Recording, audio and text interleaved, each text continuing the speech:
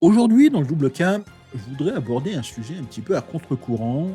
Pendant des années, le récit du pouvoir européen s'est concentré sur Paris et sur Berlin, mais si ce centre de gravité du continent était aujourd'hui en train de se déplacer, et si la force la plus dynamique et la plus disruptive en Europe aujourd'hui était un pays qui, il y a à peine 30 ans, était considéré comme une ruine économique.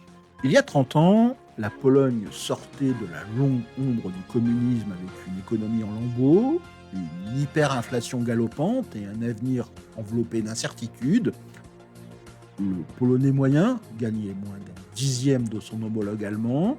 Aujourd'hui, la Pologne est l'une des économies les plus dynamiques d'Europe, une puissance militaire en devenir et un pilier essentiel de l'OTAN. Ce n'est pas seulement l'histoire d'un retour en force, c'est l'histoire d'une transformation profonde. La question n'est donc plus si la Pologne est une puissance européenne, mais quel genre de puissance est-elle en train de devenir? Comment cela s'est-il produit? Et assistons-nous à la construction silencieuse d'un nouveau type d'empire, en plein cœur de l'Europe? Pour comprendre la Pologne, il faut d'abord comprendre d'où elle vient. L'histoire de la Pologne est une leçon de géographie et de géopolitique. Pendant des siècles, ce fut une nation prise en étau entre des empires, un champ de bataille pour plus grande puissance, partagée et même effacer de la carte pendant plus de 120 ans. Le XXe siècle n'a pas été des plus cléments. La dévastation de la Seconde Guerre mondiale, suivie par des décennies de communisme imposé par les soviétiques, a laissé le pays brisé économiquement et spirituellement. Dans les années 80, l'économie planifiée communiste était un désastre. Elle se caractérisait par une industrie archaïque, des entreprises d'État inefficaces, maintenues en vie par des subventions artificielles et des pénuries chroniques de produits de première nécessité. Lorsque le mouvement Solidarność a finalement brisé l'emprise communiste en 1989, la nation dont il a hérité était en plein chaos. Ce qui a suivi fut un pari audacieux sous la direction du ministre des Finances Leszek Balcerowicz. La Pologne, elle s'est alors lancée dans un programme radical de libéralisation économique surnommé la thérapie de choc.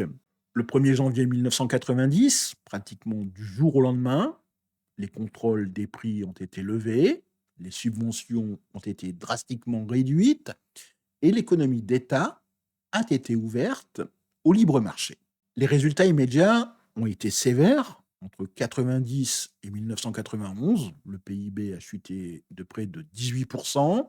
Le chômage, artificiellement à zéro sous le communisme, a grimpé au-dessus de 12%. La production industrielle s'est effondrée. Ce fut une récession profonde et douloureuse qui a mis à l'épreuve la volonté du peuple polonais. Beaucoup craignaient que le remède ne soit pire que le mal, mais ce qu'ils ne pouvaient pas voir à l'époque, c'est que cette chirurgie radicale jetait en fait les bases d'une reprise spectaculaire, ouvrant la voie à l'émergence d'une société plus dynamique. Bien que les premières années aient été brutales, l'économie polonaise a commencé à rebondir plus rapidement que beaucoup de ses voisins qui avaient opté pour une approche plus graduelle. Dès 1982, l'économie était de nouveau en croissance et en 1995, elle avait même dépassé son PIB d'avant la transition. Cela a marqué le début d'une période de croissance sans précédent de 3 décennies, alimentée aussi par des décisions stratégiques, une main-d'œuvre déterminée et un événement capital. Cet événement fut évidemment l'adhésion de la Pologne à l'Union européenne en 2004. Cela a fondamentalement reconfiguré l'économie polonaise. L'adhésion à l'UE a ancré la Pologne dans le cadre juridique et réglementaire de l'Occident, offrant ainsi un environnement stable qui s'est avéré irrésistible pour les capitaux étrangers. Et évidemment, les capitaux sont arrivés. En 2023, la Pologne avait bénéficié de plus de 250 milliards d'euros de fonds européens. Ces capitaux ont été transformateurs, modernisant les infrastructures du pays et soutenant le développement à tous les niveaux. Une analyse estime même que sans l'adhésion à l'UE, le PIB par habitant de la Pologne serait aujourd'hui inférieur de 31%. Mais ces fonds ont été un investissement que la Pologne a su exploiter avec une habileté incroyable. Cette nouvelle stabilité, combinée à l'accès au vaste marché unique européen, a fait de la Pologne un aimant pour les investissements directs étrangers. Ces IDE, des entreprises d'Allemagne, des Pays-Bas et de France, ont d'ailleurs vu un potentiel, un grand marché intérieur, une situation géographique stratégique, une main-d'œuvre qualifiée et des coûts salariaux compétitifs. Aujourd'hui, les entreprises étrangères ne représentent qu'1% de toutes les entreprises en Pologne, mais elles sont responsables d'un incroyable 40% de la valeur générée dans l'économie. Cet afflux de capitaux a suralimenté l'industrie polonaise. Les exportations ont été multipliées par 6 depuis que la Pologne a rejoint l'UE. Le pays est devenu cette puissance manufacturière, un maillon clé de la chaîne d'approvisionnement européenne pour tout, des pièces automobiles à l'électronique de pointe. Il y a même ce label fabriqué en Pologne qui est devenu un symbole de qualité. Mais l'histoire, elle ne va pas se résumer simplement au fond de l'UE et aux usines étrangères. C'est aussi l'histoire du peuple polonais. Après des décennies de planification centrale, il y a eu une explosion d'énergie entrepreneuriale. Lorsque les vannes se sont ouvertes dans les années 90, les Polonais ont saisi l'occasion, créant des milliers de nouvelles entreprises et menant la reprise depuis la base. Cette combinaison, une adhésion stratégique à l'Europe, un afflux massif d'investissements et l'ambition de son peuple, a créé un petit peu ce cercle virtueux.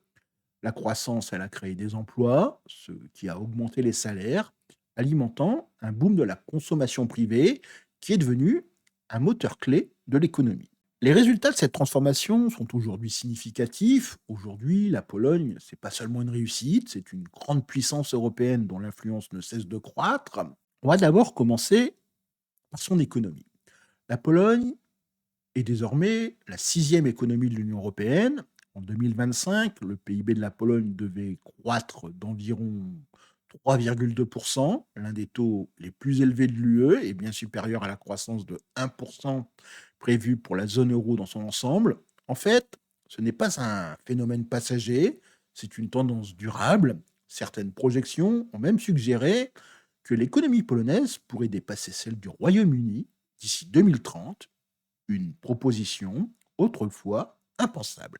Mais la transformation la plus significative se produit peut-être dans le domaine militaire. La guerre en Ukraine a servi d'électrochoc et la Pologne a réagi avec un niveau de modernisation militaire sans précédent dans l'Europe moderne. Varsovie s'est par exemple engagée à consacrer une part colossale de sa richesse nationale à la défense. En 2024, son budget de la défense est estimé à 4,2% de son PIB, soit plus du double de l'objectif de 2% de l'OTAN. En pourcentage du PIB, cela fait de la Pologne le plus gros dépensier de toute l'Alliance. Il ne s'agit ici pas seulement de chiffres, il s'agit de construire l'une des armées de terre les plus puissantes d'Europe. Rien qu'en 2024, le ministère de la Défense nationale a signé plus de 130 contrats d'une valeur totale de 35,2 milliards d'euros. La Pologne acquiert des centaines de chars américains M1 Abrams et sud-coréens K2, des milliers de systèmes d'artillerie roquettes HIMARS et Chunmoo, 96 hélicoptères d'attaque AH-64E Apache et 32 chasseurs furtifs de 5e génération, c'est F-35A. Il ne s'agit pas seulement d'un réarmement, c'est un saut stratégique vers une nouvelle ère de puissance militaire. Cette puissance croissante se traduit directement par une influence politique. Pendant des années, la direction de l'UE a été largement définie par l'axe franco-allemand. Cela est en train aujourd'hui de changer. Les élections de 2023 ont porté au pouvoir une coalition pro-européenne, permettant d'ailleurs à la Pologne de retrouver son influence à Bruxelles. Cela n'est nulle part plus clair que dans ses priorités pour sa prochaine présidence du Conseil de l'UE au premier semestre 2025.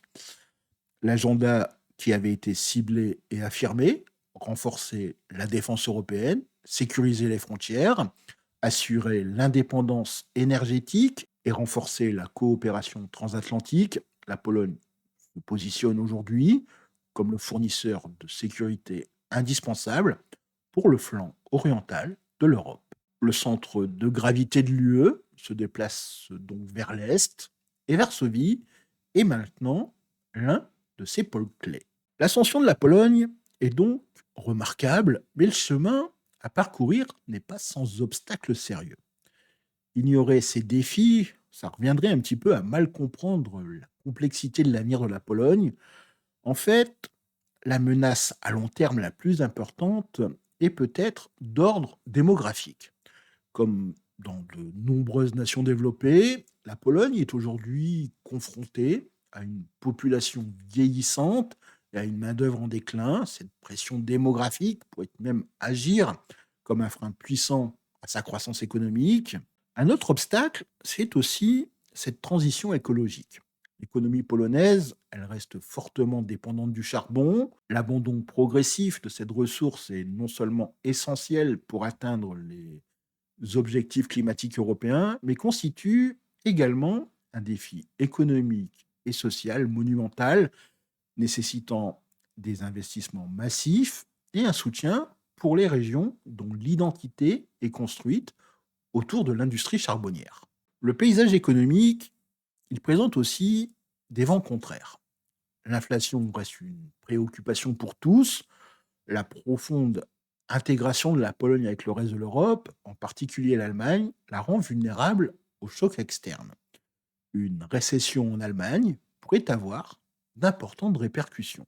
Enfin, malgré le récent virage pro-Union européenne, la Pologne, elle reste un pays aux profondes divisions internes. Il y a eu des années de polarisation politique qui ont laissé des traces. Le nouveau gouvernement est confronté à une tâche difficile de mettre en œuvre des réformes majeures, notamment pour restaurer la pleine indépendance du pouvoir judiciaire.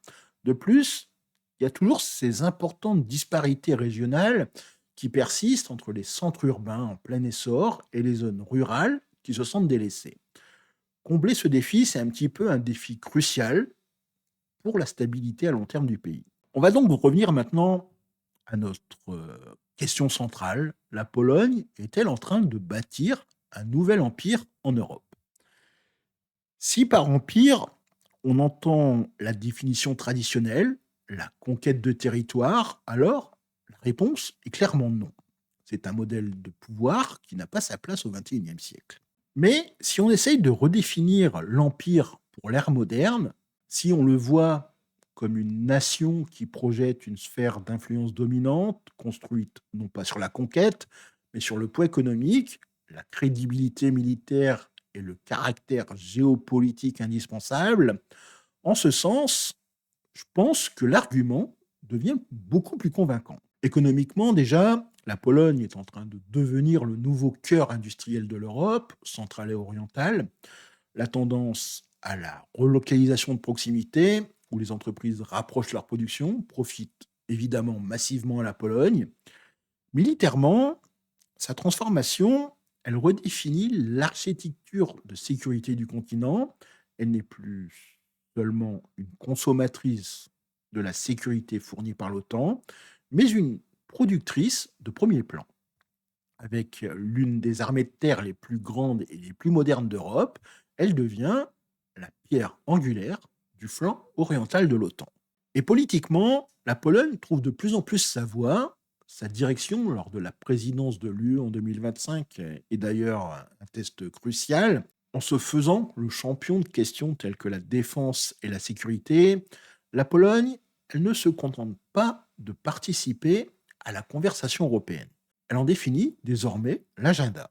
Le moteur traditionnel Paris-Berlin doit désormais tenir compte d'une nouvelle voie puissante venue de Varsovie. En fait, ce n'est pas un empire de domination, mais plutôt un empire d'influence. La Pologne serait plus en train de devenir une forme d'État pivot dont la santé économique est vitale pour les chaînes d'approvisionnement européennes, dont la force militaire est essentielle pour la sécurité européenne et dont les décisions politiques façonneront de plus en plus l'avenir de l'Union européenne. En guise de conclusion, on peut dire que des décombres économiques du post-communisme à l'avant-garde du pouvoir européen, le parcours du Pologne a été réellement extraordinaire.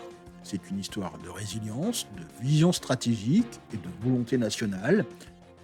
L'équilibre des pouvoirs se redessine un petit peu sous nos yeux. La question n'est plus si la Pologne sera une grande puissance européenne, mais quel genre de puissance elle choisira finalement d'être, un partenaire, un concurrent ou quelque chose de totalement nouveau.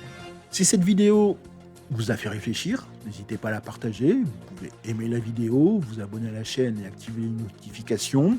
Et surtout, dites-moi dans les commentaires ce que vous pensez de cette idée. La Pologne est-elle en voie de devenir une nouvelle superpuissance européenne ou ses défis internes sont-ils trop importants pour être surmontés? Je vous remercie sincèrement d'avoir écouté ce nouveau podcast du Double K. Je vous souhaite de passer une agréable journée. Miłego dnia, à très bientôt. Do zobaczenia.